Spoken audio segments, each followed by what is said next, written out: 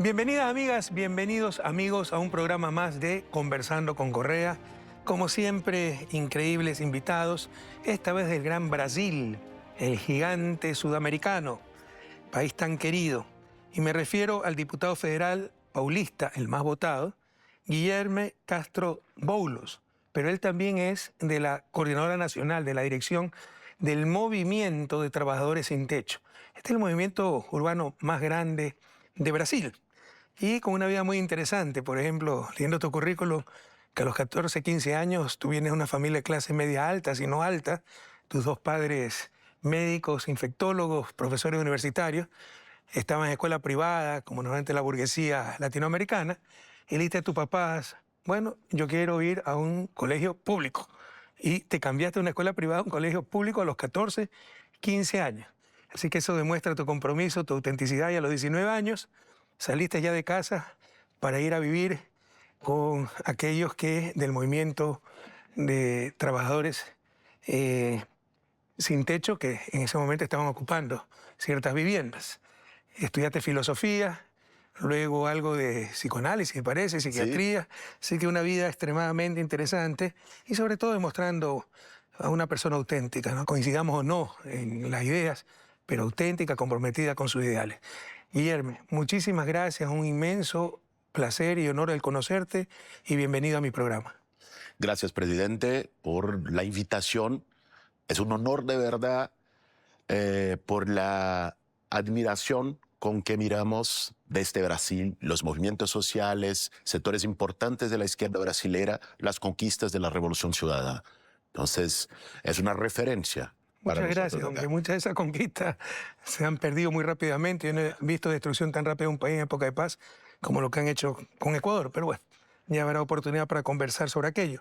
Pero primero una curiosidad, como padre de familia, como todos hemos sido adolescentes, ¿cómo hacía a los 14, 15 años pediste a tus padres que te cambien de una escuela privada, porque uno normalmente se apega a su escuela, a su colegio, a un colegio público?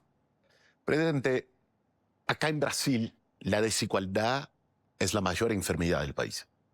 Entonces, tenemos algo que... De América Latina. En América Latina, es verdad, estas venas abiertas. Pero Brasil, por ser el país más rico de Sudamérica, se cree, quizá en una percepción común, que no, Brasil es más rico. São Paulo, la ciudad donde vivo. Brasil es de los países más desiguales del planeta. Sí. De los más desiguales de América Latina, que es el continente más desigual del mundo. Y es verdad. Entonces, un hijo de clase media, por más que la segregación urbana lo ponga en el condominio, en sus coches blindados, en todo eso, no hay cómo escapar de las personas que viven en la calle, del hambre, porque eso está en cada esquina. Y yo veía eso desde mucho temprano, y mi padre y mi madre son médicos del Sistema Único de Salud, que es el sistema público en Brasil, y tienen una visión humana y me enseñaron una visión solidaria del mundo. Me hablaban desde muy temprano, de la vida real del pueblo. Y mi papá quedábase como que 15 días, un mes en la Amazonia haciendo tratamiento de malaria de los indígenas. Entonces, esto ha venido para mí como un aprendizaje de casa. Y después, cuando fui a conocer, a estudiar, adolescente aún. A los 14, 15 años. Sí. Cuando uno está pensando solo en fiesta y esas cosas, en enamorada, en chicas. Sí, yo no era mucho el tipo. Mis amigos decían que pues vamos a la fiesta, aquí se habla la balada, vamos a tomar algo. Y yo gustaba mucho de leer, me gusta hasta hoy, y me quedaba muchas veces en casa, claro, iba por los veces. Mi diversión era el Corinthians, que es el mayor club de Brasil, y donde yo también tenía el contacto en los estadios con el pueblo. Para mí también fue una formación política, la arquibancada de los estadios. Porque ahí no hay rico, no hay pobre, no hay blanco, no hay negro, no hay... Hasta que acabe el partido. Sí, hasta todos allá, hasta que acabe el partido, es verdad. Entonces, este ambiente y la disposición al estudio fue me dando una formación. Y yo empecé como estudiante, hacía recaudación de alimentos para llevar a los sin tierra. Y llevamos con algunos colegas también. Y ahí, bueno, fue cuando el movimiento Sin Techo, al llegar en São Paulo, que es muy desigual en el tema de la vivienda, y bueno, para que se tenga una idea, presidente, Brasil tiene 6 millones de familias, como que 20 tantos millones de personas, sin casa. Y tiene 7 millones de inmuebles abandonados. Hay más casas sin gente que gente sin casa.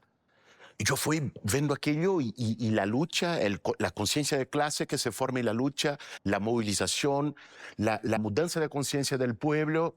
La lucha es la mayor escuela de formación que hay. Y bueno, ahí me fui. Ahora, cuidado, yo tengo absoluta fe en la educación pública, digamos, entiendo muy bien que la educación pública es el pilar de la misma democracia. O sea, la democracia nace en la escuela pública. Cuando todos van a escuela pública, en Europa hasta los hijos de los reyes van a la escuela pública. Claro. Nadie entiende lo que es una escuela privada. Esa es la forma de segregar, discriminar, nos hablan de competencia y comparan la escuela unidocente del sector rural. La comparan con las escuelas urbanas de Sao Paulo de $1.000, $1.500, 3 idiomas, pasantías en el extranjero. Claro. ¿De qué competencia me hablan si esos niños son perdedores de la infancia?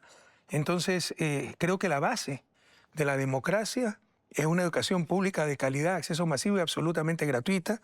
Eso intentamos hacer en Ecuador y tuvimos muchísimo éxito. Empezaron a cerrar muchas escuelas privadas y a crecer la matrícula pública. Hoy todo se revirtió. Y hay periodistas que nos acusan de que por fin se hace lo bueno, que crezca la matrícula privada, porque el hacer que creciera la matrícula pública era para adoctrinar a la gente. Se entienden todo al revés, tiene un zapato en la cabeza. ¿Cómo salir de su desarrollo con gente con esos criterios, ¿no? Pero en todo caso, la educación pública de acceso masivo, de excelente calidad y absolutamente gratuita, es la base de la democracia. Por cierto. Pero primero hay que lograr esa educación pública de calidad. Y acá creo que en América Latina vale lo que decía Darcy Ribeiro, que la crisis de educación en Brasil, y podemos decir en América Latina, en el sur, la crisis de la educación no es una crisis, es un proyecto político de las élites que quieren mantener la educación pública precaria. Pero es que las élites latinoamericanas no han necesitado apartheid, no han necesitado leyes de segregación racial. Ha sido suficiente la peor educación para los más pobres para mantenerlos excluidos. Y lastimosamente, los mismos pobres no entienden muchas veces sus propias cadenas, ¿no?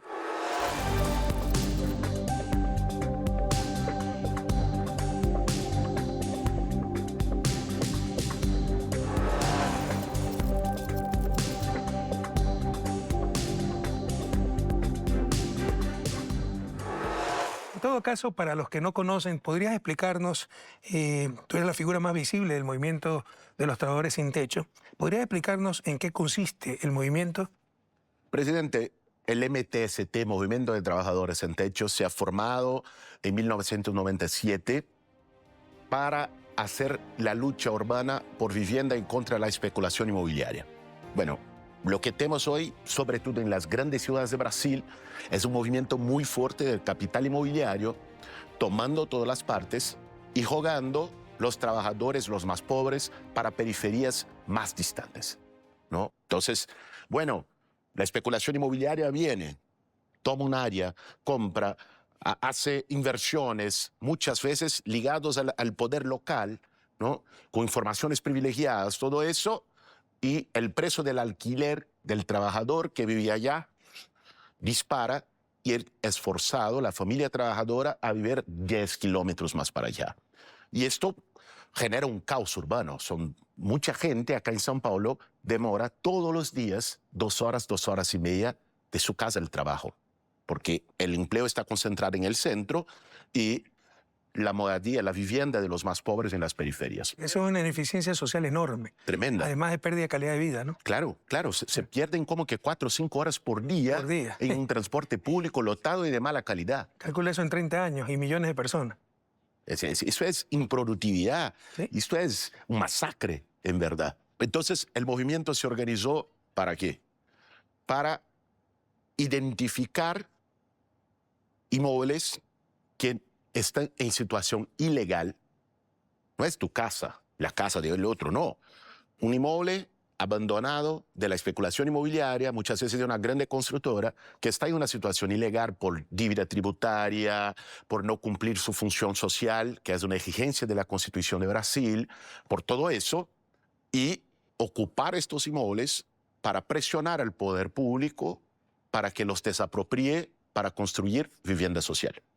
Esto es lo que hace el movimiento. Pero es como protesta, no para vivir en esas viviendas, sino como protesta. No, porque se un va... mensaje diciendo Claro. aquí tienen que construir. Sí, y para construir estas viviendas con parcería con el poder público, de manera regular, urbanizada, organizada, planeada. El mercado no va a proveer vivienda no para va. los más pobres, no es negocio. No. Para ellos es mejor que hacer 10 casas, le llamamos vivienda social en Ecuador, hacer una mansión para los ricos, menos trabajo y más ganancia. Claro. Así que... Y lo que hicimos, y hablando con Lula, esto era ya después, cuando el movimiento estaba mayor y tal, hablamos con Lula y se creó. Lula ha creado el Mi Casa, Mi Vida, que fue el programa de vivienda. Pero en Mi Casa, Mi Vida, que nace las casas son las grandes constructoras, que también vienen en su interés. Entonces creamos una modalidad que se llama Mi Casa, Mi Vida, Movimientos, donde se hace la autogestión y el movimiento organiza la obra. Y lo resultó que con la misma plata que las constructoras hacían apartamentos, ¿no?, de 40 metros cuadrados en regiones muy afastadas, nosotros hicimos apartamentos de 65 metros cuadrados con 3 dormitorios, con balcón, con elevador, ascensor, con todo eso fueron los primeros y con eso se revolucionó la vivienda popular en Brasil. Y el movimiento se organizó en la lucha contra los desalojos, muchas veces violentos, que ocurren con la policía, por los gobiernos de derecha, y también para garantizar vivienda digna al pueblo. Pero eso no se queda solo en la vivienda. El movimiento también organiza el pueblo para la lucha social. Por ejemplo, cuando Lula ha sido detenido ilegalmente en la Lava Jato, el mismo lawfare que ha sufrido usted en Ecuador, cuando Lula ha sido detenido ilegalmente, fue este pueblo que salió de sus casas, de sus condominios populares, para ir a la calle, organizar el movimiento Lula Libre. Qué bueno. Sí, porque con Dilma no salieron. Con Dilma salieron también. Hubo manifestaciones importantes. Este pueblo estuvo con Dilma. Dilma estuvo con nosotros en varios de esos emprendimientos. Pero allí nosotros poníamos como que 100.000, 200.000 en la calle, pero la extrema derecha, que estaba en una ascensión brutal y con un discurso hipócrita anticorrupción, lo ponía 1 millón. Entonces, la izquierda tuvo su forma de resistencia al golpe contra Dilma, pero era desproporcional a la fuerza ascendente de la extrema derecha. Era solo la derecha, ¿no? No, interesante. Incluso en el día del impeachment de Dilma, como que se dividió la explanada de ministerios, que es la de Brasilia, con un muro en el centro, de un lado nosotros, de otro de ellos. Tú hablaste de la especulación de la tierra. Especulación es crear riqueza, es apropiarse de riqueza. O sea, generar riqueza es generar bienes y servicios, ¿no? Pero esa valoración que aumenta porque construyeron una vía, pero el terreno es el mismo, significa que alguien gana y alguien pierde, es un juego de suma cero. Y por eso esa ganancia por especulación, ganancias extraordinarias más allá del costo de oportunidad. ¿Cuál es el costo de oportunidad? Si yo gasto 100 en un terreno, lo tengo 20 años, bueno, la tasa de interés es 5% anual, ese debe ser el valor después de 20 años, 5% capitalizado, ¿no? Pero cualquier ganancia extraordinaria debería pertenecer a la ciudad, ¿no? Distribuirse entre todos. Claro. Bueno, hicimos una ley así en Ecuador, ¿no? La pasé. Los mismos alcaldes se oponían cuando ellos recaudaban más. ¿Y sabes por qué lo hicimos? Porque cuando yo construí el edificio UNASUR, ¿ya? Luego quisimos comprar más terreno para hacer espacios verdes, tuvimos que pagar 6 veces más por nuestra propia obra. Se había revalorizado los terrenos alrededor. Te dije, esto no puede ser, pues. El Estado pierde y es el que revalorizó todo esto. Esto debe ser para la colectividad. Y bueno, se pasó la ley. Salí del gobierno, la derogaron diciendo que eso frenaba la construcción, cuando por el contrario, el principal freno para la construcción es la especulación de los terrenos.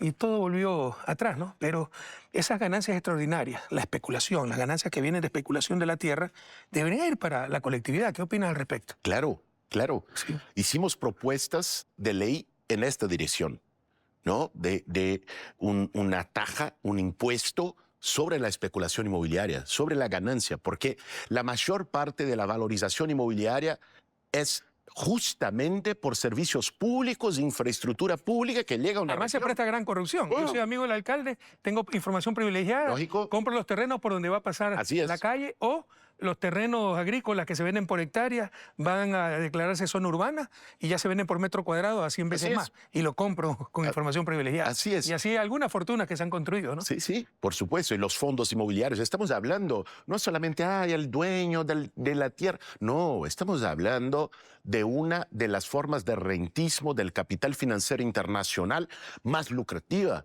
que es el capital inmobiliario. Vamos a hablar de la crisis de 2008. Sin valor el agregado, subprime, sin y creación claro, de bienes y servicios. los fondos, el fondo de Dubái y del Sheikh y de Estados Unidos, de donde sea, que detiene el suelo de las grandes ciudades y lo especula, tornando la ciudad algo totalmente antidemocrático.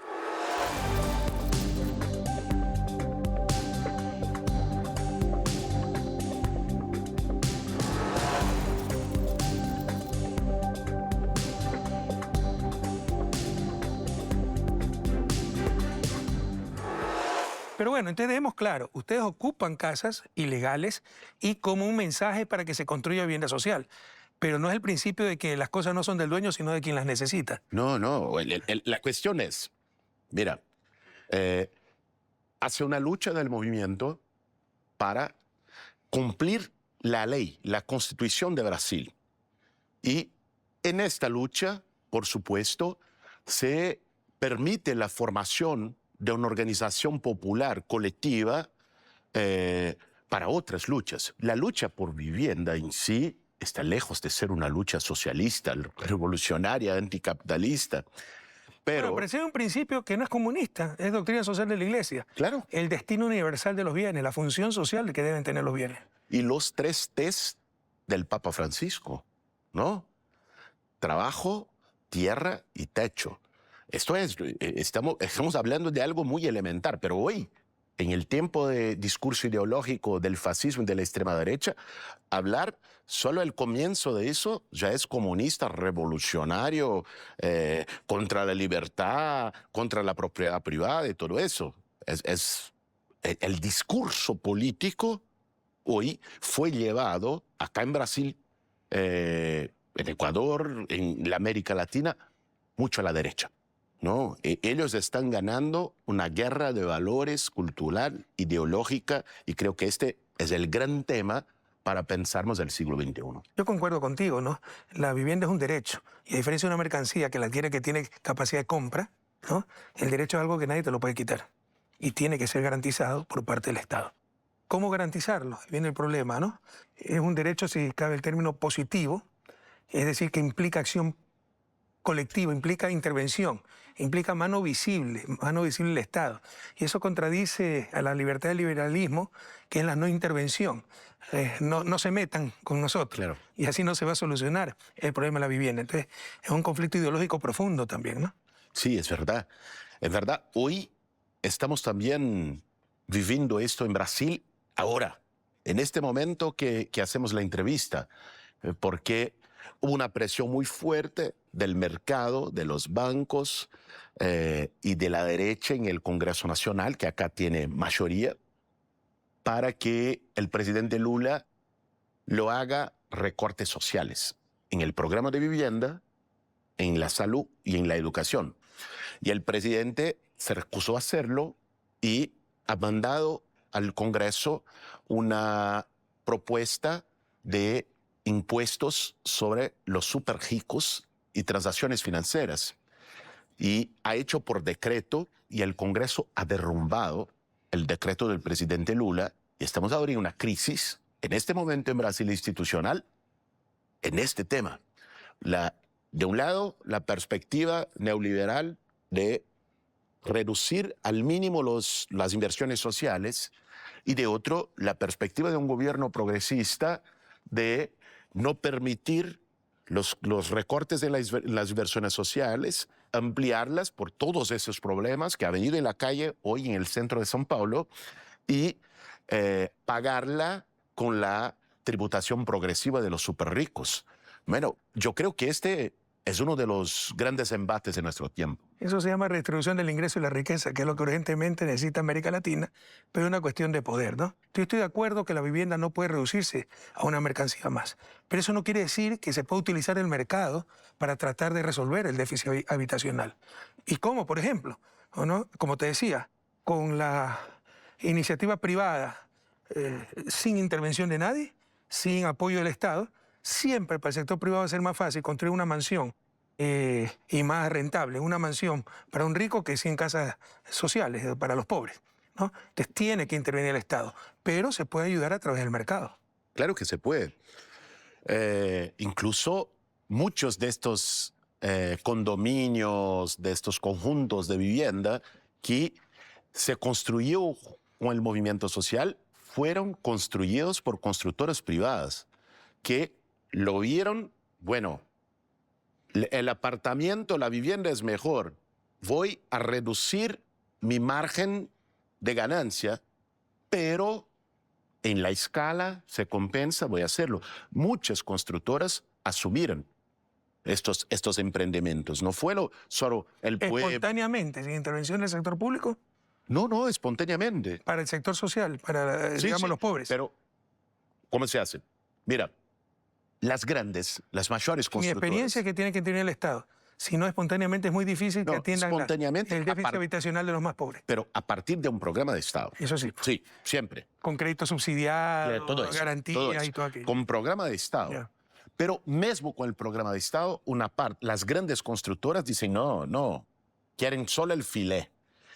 Pero las constructoras medianas que tienen más dificultad de hacer las obras, que están allí en la élite del mercado, las que son más rentables, ellas sí lo ven una alternativa en entrar en el campo de la vivienda popular y lo hacen. Sí, hicimos parcería con varias de ellas para construir viviendas para la gente del movimiento. No es un sectarismo que se dice, no, vamos ahora a instaurar el socialismo en este instante y hacer... No es eso. En la vida real esto no ocurre. Entonces se hace parcerías como esa y el movimiento lo ha hecho, pero siempre con la presencia del Estado, del poder público, con crédito subsidiado, con reglas de garantía. Con planificación urbana. Planificación urbana, por supuesto. Porque después reparar los errores es mucho más caro que evitarlos, que prevenirlos, ¿no?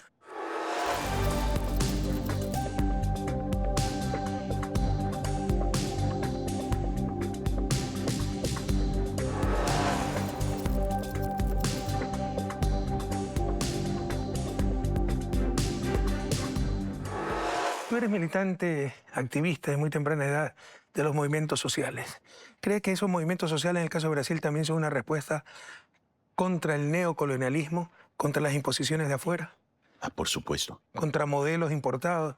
Toda. Que no son la solución, como canta Rubén Blades, claro, en su época progresista. Toda nuestra historia de luchas es una historia de luchas contra el colonialismo y después contra el neocolonialismo.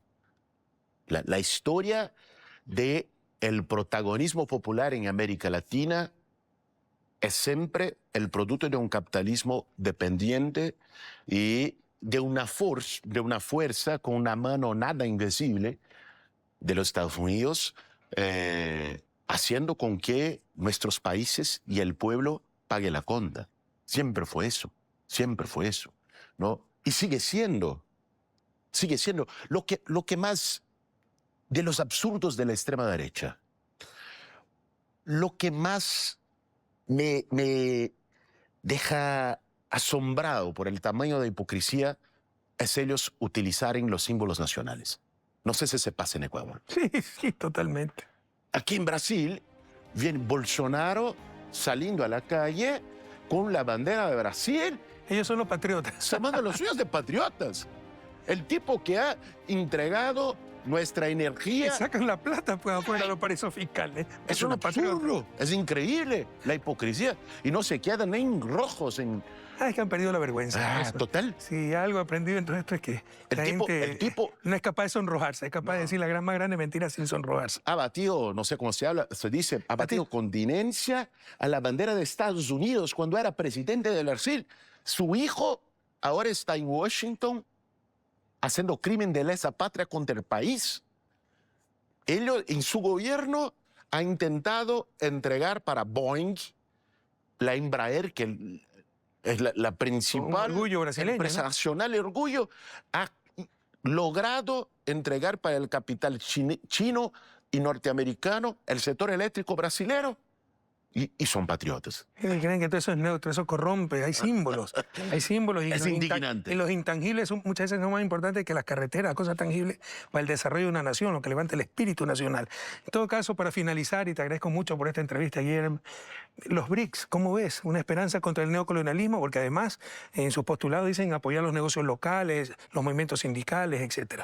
Yo lo creo, presidente. Creo que los BRICS son mi esperanza, pero para que el BRICS cumpla su papel histórico, tienen que osar dar un paso más allá. Y yo creo que el paso más allá es osar enfrentar el privilegio del dólar. De que el Lo BRICS, están enfrentando. Sí, no, pero hacer el intercambio en otras monedas, el intercambio internacional, el comercio internacional. Eso es obvio, eso es una cuestión en otras de monedas. sentido común. Mira, porque es eso que Solo que se explica la sustenta. demora en hacer algo tan evidente, solo se explica por estructuras de poder, no son muy poderosos aquellos a los que vas a afectar. Pero te agradezco muchísimo, Guillermo, ha sido un placer entrevistarte, conocerte, conocer al famoso Guillermo Castro Boulos, dirigente del Movimiento de Trabajadores Sin Techo. Podemos coincidir en algunas cosas, no coincidir en otras, pero lo que jamás pondré en duda es tu autenticidad, tu compromiso y todo mi respeto a tu figura. Muchas gracias por haber aceptado mi invitación y con ustedes, amigas y amigos, hasta un episodio más de Conversando con Correa.